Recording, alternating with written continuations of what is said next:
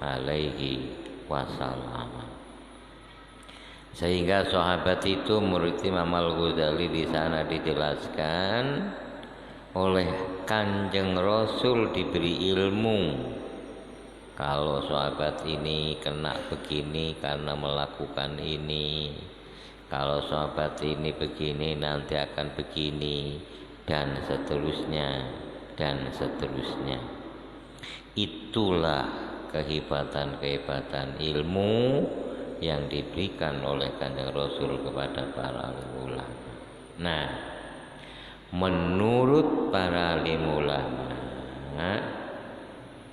yang mengambil dari makna-makna yang tersirat, baik tersurat, apakah itu di dalam Al-Quran atau Al-Hadis,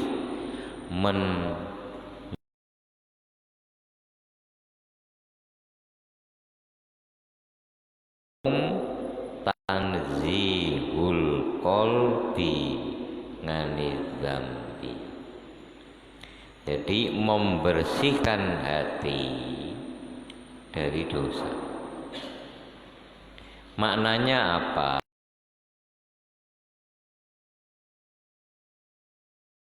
Tidak pernah tersirat untuk melakukan apa yang dilarang oleh Allah Subhanahu wa Ta'ala.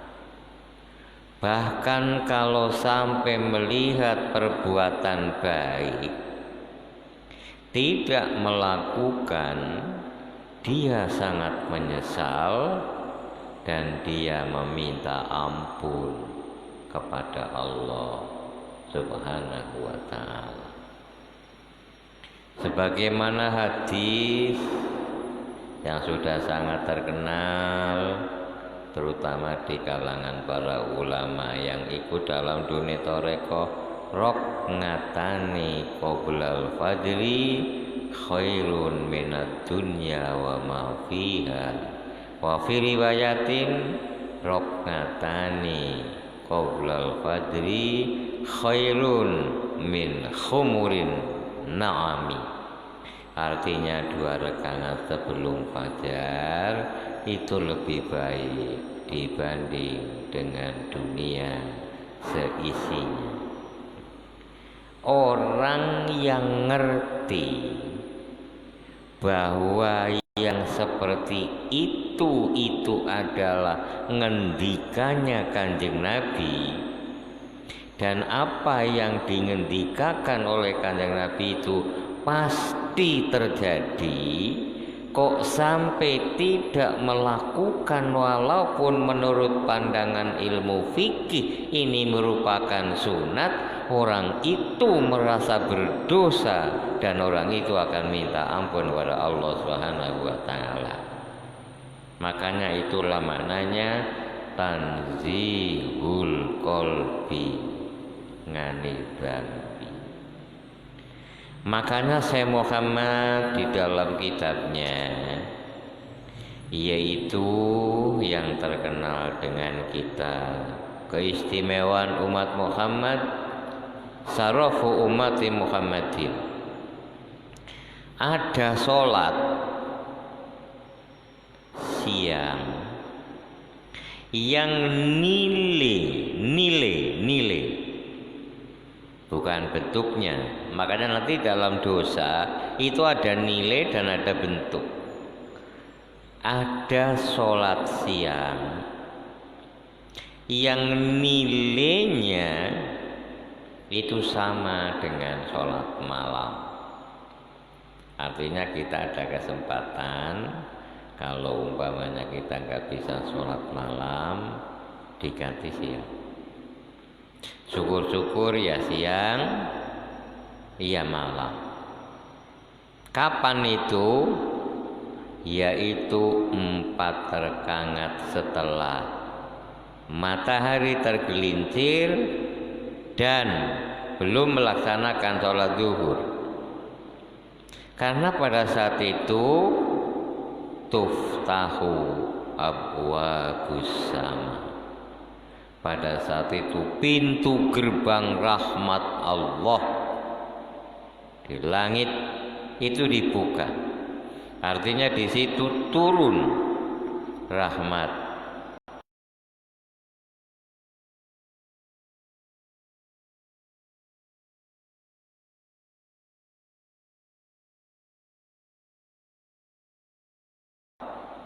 Itu dijelaskan dengan gamblang oleh Syekh Muhammad di dalam kitab Syarafu Ummati Muhammadin. Jadi begitu matahari bergeser, ya kalau jam saya kurang tahu persis sekarang. Persisnya jam berapa, Bib? 12 lebih berapa? Persisnya jam 12 lebih 21. Ya berarti jam 12.22 atau 23. Itu baiknya.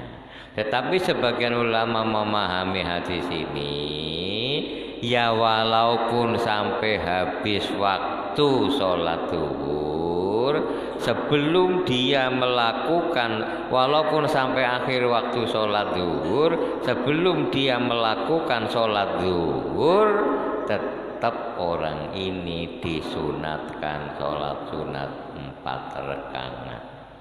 Maka sebagian ulama dan itu jumhur mengatakan itu termasuk sholat sunat rawatib. Nah, yang demikian ini mungkin bagi umat Muhammad Sallallahu Alaihi Wasallam, apalagi yang mempelajari agama itu lebih dominan dari sisi politik atau dari sisi falsafah, itu akan lebih dirasionalkan dengan perkembangan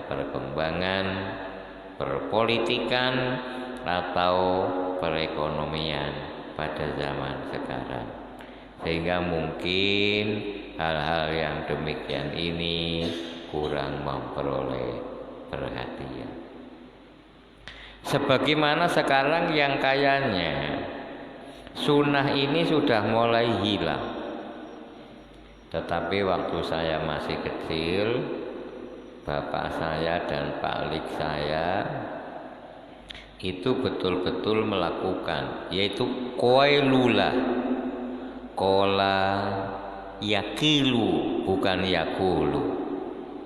Kalau qala yakulu kaulan berkata, tapi kalau qala yakilu qailulatan itu artinya qoli.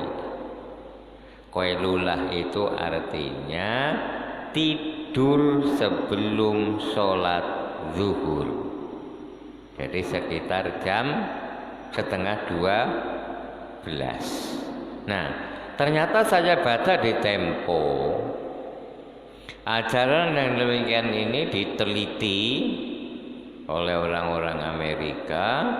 Ternyata makna tidur qailulah yaitu sekitar setengah jam sebelum masuk zuhur, iku akan memunculkan energi yang sangat luar biasa. Sehingga di kantor-kantor di Amerika, khususnya orang-orang yang punya jabatan, itu di kantornya ada tempat tidur. Saya pernah waktu main ke Kementerian Agama, ke kantornya Dirjen, waktu itu dia Dirjen Haji, dan juga ke Inspektorat. Di dalamnya memang ada kamar tidur. Ternyata dia melakukan qailulah. Jadi sekitar jam berapa ini?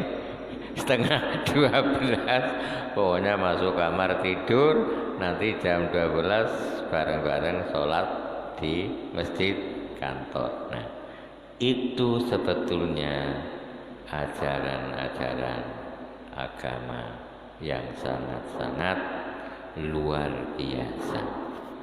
Nah, kadang-kadang penelitian-penelitian tentang yang seperti itu kurang memperoleh perhatian. Padahal kalau memang betul-betul kita itu mau membaca tulisan-tulisan para ahli, insya Allah akan di samping menambah keilmuan tentang pemahaman agama Islam, kita juga akan menambah keimanan terhadap apa yang dijanjikan oleh Allah Subhanahu wa taala. Qala Syekhuna rahimahullahu fi hadits taubati. Ukuran Imam Al-Ghazali, padahal beliau hujjatul Islam. Kalau dalam konteks ilmu mustalah hadis, hujjatul Islam itu ulama yang hampir seluruh hadis dari Nabi hafal. Di bawahnya hafid. Hafid ada yang mengatakan 200.000 hadis. Ada yang mengatakan 100.000 hadis. Waktu saya awal datang ke Batam, kira-kira tahun 2008, di Batam, ya tepatnya di Duta Mas, ini ada seorang ustadz yang memproklamasikan hafal 1.500 hadis. Itulah kejelekan hati saya. Jadi memang sangat sulit untuk menjadi orang yang hatinya selamat. Saya tanya dalam apa temenan kowe apal 1.500 hadis itu begitu. Nah, betul, setelah saya mendengarkan pengajiannya, dari sisi sanadnya saya sudah tidak bisa menerima. Apalagi dari sisi bacaannya, nahwu sorobnya sudah bisa dikatakan nggak karu-karuan. Sanad saya dari ngaji hadis Bukhari dan Muslim sampai kepada Kanjeng Nabi itu insya Allah sampai 35 orang. Dari sini dan seterusnya. Nah, ternyata dia tidak mengatakan hal-hal yang seperti itu. Kita kembali kepada bab taubat. Qala Syekhuna rahimahullahu fi hadits taubati. Innahu tarkuh tiyari dzambin sabaqo misluhu nganhu manzilan la surratan. Jadi tobat itu artinya meninggalkan usaha melakukan dosa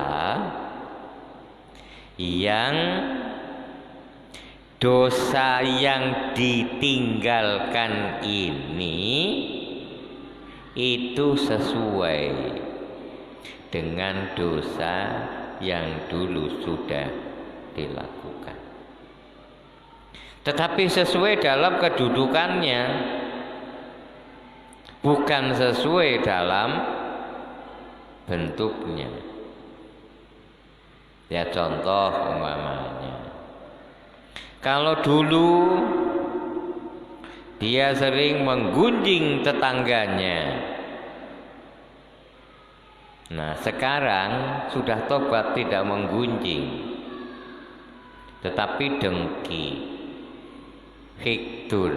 Nah ini manzilah, ini derajatnya. Dengki dan hikdun kedudukannya tidak jauh, dan seterusnya. Dia melakukan seperti itu hanya karena semata-mata mengagungkan Allah Subhanahu wa taala, bukan karena orang. Karena apa dia seperti itu? Karena dia, kalau kita mendengar hadis Kanjeng Rasul sholat tidak ada henti-hentinya sampai telapak kakinya itu bengkak. Namun kalau analisa Imam Al-Asmari dalam kitab Mizanul Kubra itu lain. Kenapa Kanjeng Nabi sholat kakinya sampai bengkak? Kanjeng Nabi sholat sampai dengan berdiri. Kanjeng Nabi merasa berat yang luar biasa meninggalkan rasa keberatannya terhadap Allah Subhanahu wa Ta'ala. Lah, wong di hadapan Allah kok sambil berdiri? Ini artinya sudah ketakziman itu kurang. Nah, untuk menahan, mengekang kondisi yang seperti itu saking beratnya kakinya itu sampai bengkak. Ini kalau menurut analisa Imam Abu Hasan Al-Asmari. Tetapi kalau dawuhnya Kanjeng Nabi secara fisik ya kelihatannya gampang. Afala akunu abdan syakura. Apakah aku ini bukan seorang hamba yang banyak syukurnya? Kalau toh itu dirasionalkan, orang yang merasa bahwa saya bisa hidup itu karena Allah, dan Kanjeng Nabi ini betul-betul punya kemampuan ubudullaha ka'annaka tarahu, menyembahlah Allah seolah-olah kamu melihat Allah, seolah-olah. Kalau tidak, fa innahu yaraka, dan ini masuk ke dalam hati sanubari Kanjeng Nabi Muhammad sallallahu alaihi wasallam. Sehingga Kanjeng Nabi merasa takut, merasa takzim, merasa malu di hadapan Allah Subhanahu wa Ta'ala. Yang kalau saya, wallahu a'lam. Makanya setelah Kanjeng Nabi Muhammad sallallahu alaihi wasallam ini wafat, disusul oleh Abu Bakar itu wafat, dan dimakamkan di Hijru Rasulillah yang sekarang jadi Raudhah. Kalau Ngaisah itu mendatangi Maqbaratul Rasulillah dan bapaknya Abu Bakar, artinya dia tidak begitu memperkuat tentang memakai tutup aurat. Tetapi setelah Aisyah mengizinkan Umar bin Khattab dimakamkan di situ, Aisyah sudah tidak berani lagi seperti dulu. Kalau dulu aku berani seperti itu karena saya datang ke hadapan Kanjeng Rasul, itu suamiku, dan saya datang ke hadapan Abu Bakar, itu ayahku. Tetapi kalau saya sekarang mendatangi ke tempat ini kok seperti dulu, di situ ada Umar, maka saya tidak. Nah, apakah yang demikian ini tobat atau takwa? Lah itu nanti insya Allah penjelasannya. La haula wala quwata illa billah. Mungkin itu jarang dibahas kecuali oleh Imam Al-Ghazali. Falaha idzan arba'atu itu. Jadi kalau yang namanya tobat itu membersihkan hati, artinya hatinya sama sekali tidak pernah terbentik untuk melakukan dosa-dosa. Loh, kalau orang yang seperti ini apa bukan wali itu? Loh, kalau nabi ya memang jelas. Makanya kalau kita kok sampai oleh Allah diberi kemampuan seperti itu, insya Allah kita jadi wali semuanya. Amin ya robbal alamin. Yang kita minta kan boleh-boleh saja, nggak ada yang melarang. Makanya begini, kadang-kadang ada orang yang mengatakan katanya mengirimkan pahala kepada orang yang sudah mati tidak boleh. Nah, saya ngomongnya begini, saya itu tidak mengirimkan pahala. Saya minta, saya berdoa kepada Allah Subhanahu wa taala. Apakah ada larangan dari Allah dan Kanjeng Rasul sallallahu alaihi wasallam untuk minta kepada Allah kalau saya membaca Al-Quran, tahlil dan sebagainya ada pahalanya untuk teman saya, atau Al-Quran dibaca dijadikan sebagai wasilah. Karena Rasulullah, karena Al-Quran berfirman wasta'inu bisobri wassalah. Mintalah pertolongan kepada Allah, caranya dengan sabar dan sholat. Saya minta pertolongan kepada Allah supaya orang tua saya diampuni dosanya, caranya dengan membaca Al-Quran. Jadi banyak hal-hal yang berkaitan dengan hal itu. Ihdaha tarkuh tiari zambi. Yang pertama, ini yang paling ringan, yaitu meninggalkan usaha untuk melakukan dosa. Caranya seperti apa? Ayyuwatina kolbahu. Jadi hatinya dikokohkan dalam beriman untuk merasa bahwa semuanya pemberian dari Allah. Kalau sampai saya melakukan larangan-larangan dari Allah, berarti saya orang yang benar-benar tidak ngerti kepada diri saya sendiri. Makanya benar kalau ada hadis man ngarofa robba, man ngarofa nafsahu faqad ngarofa robba wa yujarrida ngazmahu, dan dia betul-betul menghilangkan ngazamnya, ngala annahu la yamutu ila dzambi al-ghatata, dan dia benar-benar sudah menghilangkan ngazam. Ngazam itu keinginan yang kuat tetapi belum dibarengi dengan perbuatan. Kalau niat keinginan yang kuat tetapi dibarengi dengan perbuatan, ini bedanya. Jadi benar-benar sudah tidak akan melakukan dosa lagi. Di dalam sebuah kitab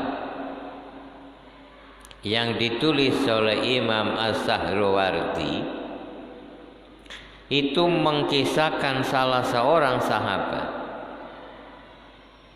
Satu ketika sahabat itu tidak sholat jamaah. Sebetulnya dia tidak sholat jamaah, ia ada persoalan. Begitu dia datang ke Masjid Nabawi, dia sholat, jamaah sudah selesai, dia sholat sendirian, dan dia itu merasa menyesal yang luar biasa. Akhirnya dia pergi dari masjid, sampai oleh Kanjeng Rasul diperintahkan untuk dicari kemana orang ini kok malah tidak datang ke masjid. Ternyata setelah dicari, dia itu sudah meninggal dunia karena dia menyesal, semenyesal-menyesalnya karena sampai meninggalkan satu rakaat sholat, sehingga yang namanya roman mukanya itu digaruk-garukan ke bebatuan sehingga sampai mati. Nah, ini sudah di luar konteks fikih. Itu sudah hakikat. Apakah itu salah? Saya tidak akan berani mengatakan salah. Kalau orang sudah sampai kepada tingkat hakikat, itu adalah urusan dia dengan Allah, dan saya hanya husnudzon, dan saya yakin orang itu akan diterima tobatnya oleh Allah Subhanahu wa ta'ala. Jamaah yang kami hormati, di sini ada kata-kata al-batata. Al-batata itu taknya ini untuk mubalaghah, dan ini masdar yang dinasabkan. Makanya kiai-kiai dulu biasanya mengartikannya dengan kelawan. La yamutu ila dzambi al-batata, tidak akan pulang kepada dosa al-batata dengan pasti. Jadi dengan pasti itu artinya masdar.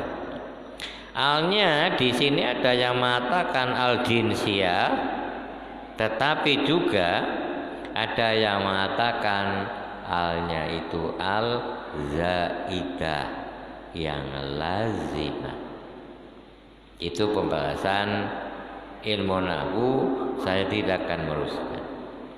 Fa amma idza taraka dzamba wa fi nafsihi annahu rubbama yamutu ilaihi aw la yazimu ala dzalika bal yataraddadu fa innahu rubbama yaqumu lahul ngautu fa innahu mumtaningun ghali dzambi ghairu taibin minhu. Nah, adapun apabila ada orang meninggalkan perbuatan dosa, tetapi di dalam dirinya kadang-kadang ada keinginan untuk kembali melakukan dosa, atau tidak pernah mempunyai dorongan yang kuat untuk melakukan dosa, tetapi selalu ragu-ragu akan melakukan dosa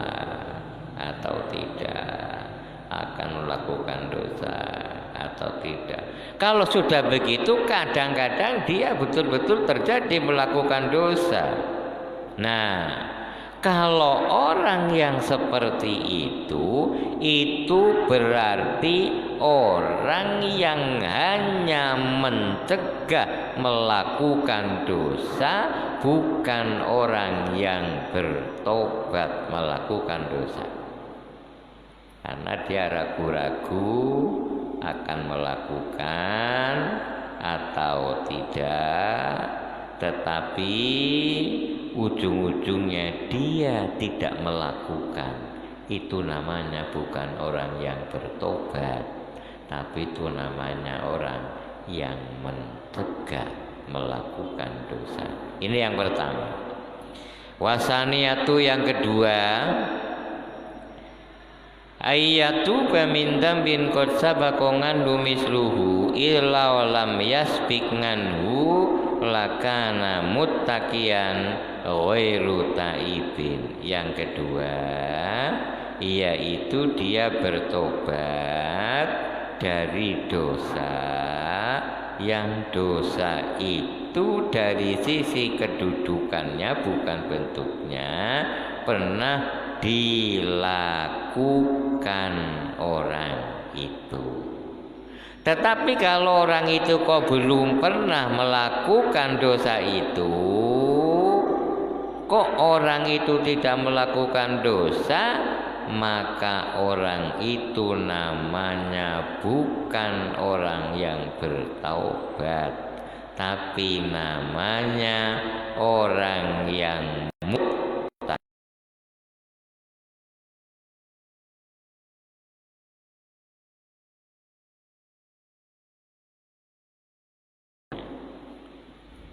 orang itu selalu berusaha tidak melakukan zina. Maka orang ini tidak dinamakan orang yang tobat dari zina, tidak, tapi orang yang muttaqian aniz zina, orang yang menjaga dari zina. Alataro, apakah kamu tidak tahu bahwa Kanjeng Rasul Shallallahu Alaihi Wasallam ini tidak pernah bertobat dari kekufuran, karena Kanjeng Nabi tidak pernah kufur. Tetapi Kanjeng Nabi selalu menjaga jangan sampai kufur, karena macam-macamnya kufur itu banyak sekali. Kufur kepada zat Allah, kufur kepada sifat Allah, kufur kepada fi'lullah, kufur kepada nikmat Allah, kufur kepada ayat-ayat Allah. Di mana kekufuran kita? Mungkin yang banyak kita kufur kepada ayat-ayat atau nikmat-nikmat Allah. Mungkin, tapi kita ini tidak merasa. Kayaknya rasanya tenang-tenang saja. Makanya kadang-kadang kalau sekarang kita kok ada orang yang ngomong kafir, ya jangan kayak gitulah.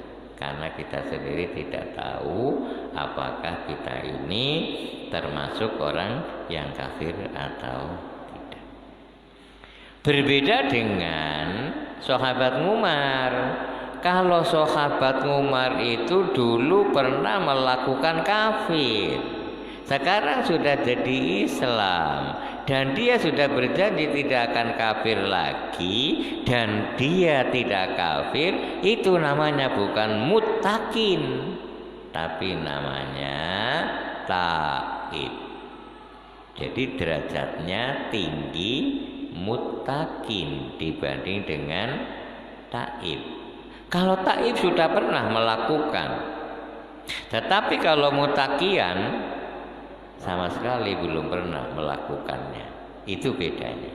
Nah, makanya di dalam hadis yang diriwayatkan oleh Imam Muslim, innama sumiyal muttaquna muttaqin litarkihim ma la ba'sa bihi hadarun mimma bihi ba'su.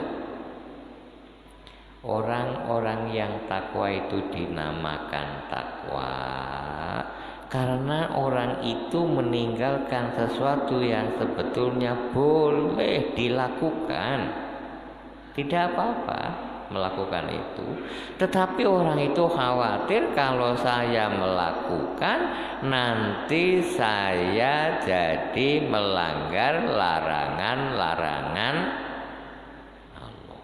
Ini takwa yang sudah Masya Allah sangat-sangat tinggi.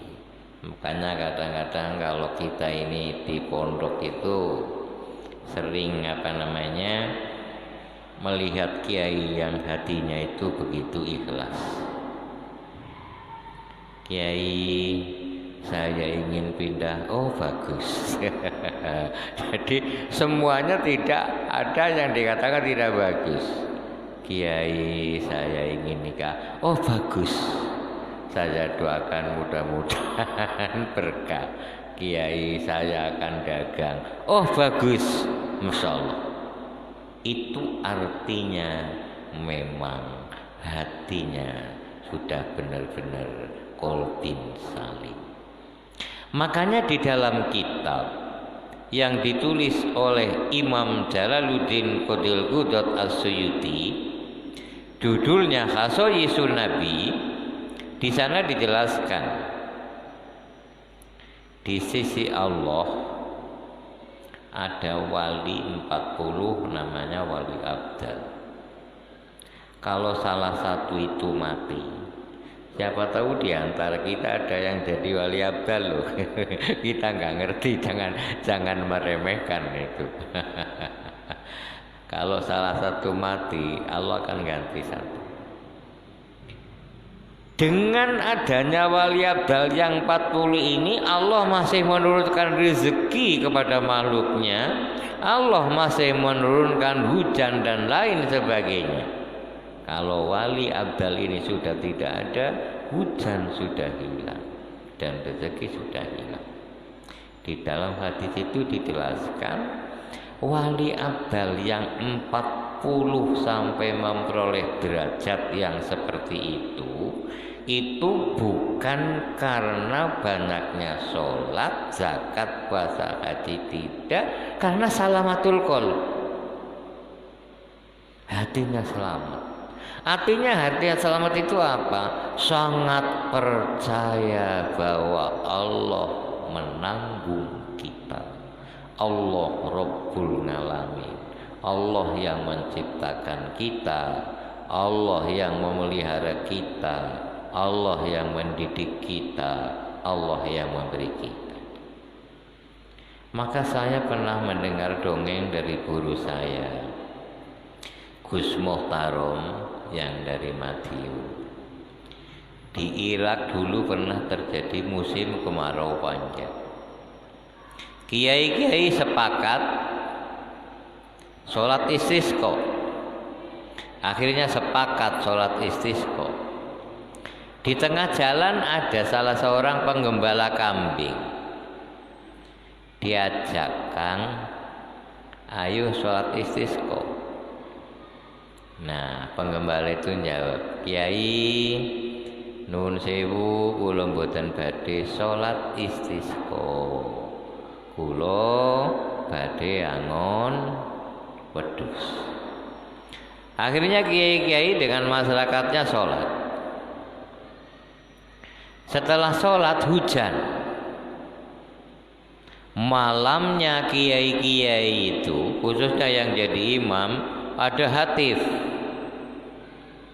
Hai Kiai, tadi Anda dengan jamangannya sholat istisqa, dan setelah sholat istisqa itu hujan. Tetapi adanya turun hujan itu bukan kamu dengan temanmu sholat istisqa, bukan. Tetapi adanya hujan dari Allah karena ada penggembala kambing yang tidak mau diajak sholat istisqa. Artinya dalam hal ini antara fikih lahiriah dengan fikih hakikat atau tasawuf seolah-olah kayak bertolak belakang, seolah-olah luwung jelas-jelas kok sholat istisqa sampai kok malah ini tidak, tapi kok malah ada suara yang seperti itu. Akhirnya pagi hari Kiai datang, Kang, saya mau tanya, sebetulnya kenapa sih kamu kok diajak sholat istisqa enggak mau? Romo Kiai, saya ini yakin bahwa Allah tidak akan menterlantarkan hambanya. Nah, saya dan kambing-kambing saya itu hamba Allah, jadi nggak mungkin akan diterlantarkan. Makanya saya nggak sholat istisqa. Untuk apa saya sholat istisqa? Saya yakin betul kok bahwa itu tidak akan bakalan diterlantarkan. Loh, di sini artinya kalau melihat dongengan ini, apakah dongengan ini nyata atau tidak saya nggak ngerti, tapi saya yakin maknanya betul. Artinya betul apa? Belum tentu orang yang ngalim itu imannya lebih kuat dibanding dengan orang yang belum ngalim atau tidak ngalim. Makanya satu ketika, dan itu ditulis di dalam kitab Tadribur Rawi yang ditulis oleh Syekh Jalaluddin As-Suyuti, ada 3 orang sahabat mendatangi Kanjeng Nabi. Salah satunya Abi Hurairah. Setelah datang, Kanjeng Nabi memerintahkan Abu Hurairah, kamu berdoa, nanti saya ngamini. Abu Hurairah menjawab, ya Rasulullah, masa sih wong di sini ada Rasulullah kok saya harus doa? Ini gimana? Apa jawab Kanjeng Nabi? Abu Hurairah, belum tentu orang yang berdoa itu akan lebih diijabahi dibanding dengan orang yang ngamini. Itulah kalau sudah menggunakan bahasa-bahasa yang bersifat hakikat. Sampai jaminan begini. Pas gitu. Yes, bismillah ini. Yang ketiga, yang kedua, yang ketiga, wasalisatu annalladzi sabaqungan yakunu mislal ladzi yatruku ikhtiyaru fil manzilati wad darajati la fis surati. Nah, yang ketiga, dosa yang dulu pernah dilakukan itu menyerupai dengan apa yang ditinggalkan dalam mengusahakan untuk melakukan dosa. Ini yang ketiga. Artinya orang ini melakukan sesuatu yang sama dari sisi derajatnya, bukan dari sisi fisiknya. Contoh, orang kalau sudah harim, bukan haram, harim ini pikun. Dulu dia tukang zina, atau dulu dia ini tukang begal. Nah, setelah dia tua, dia kan sudah tidak bisa zina dan tidak bisa begal lagi.